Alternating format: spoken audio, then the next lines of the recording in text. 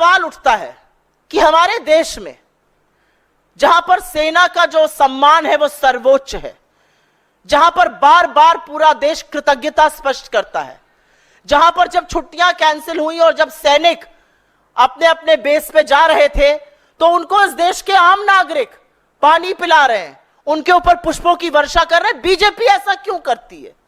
बार बार ऐसा क्यों करती है?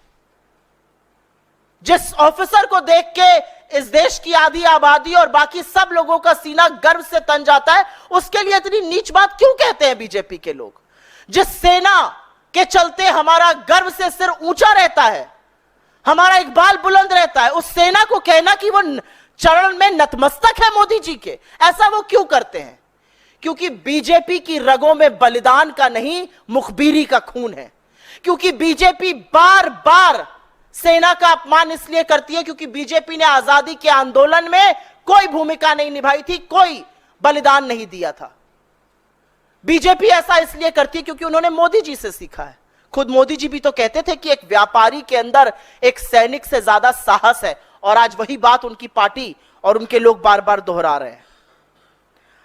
असलियत तो यह है कि ये वही पार्टी है, ये वही सरकार है जिसने गलवान में हमारे 20 जांबाजों की शहादत के बाद यह कहा कि कोई घुसा हुआ नहीं था। उनके सर्वोच्च बलिदान का चीन से बदला लेना तो बहुत दूर की बात है। मोदी जी ने तो और उनकी सरकार ने तो चीन से इतना व्यापार किया कि $100 बिलियन का ट्रेड डेफिसिट कर डाला, भर भर के चीन को व्यापार दिया।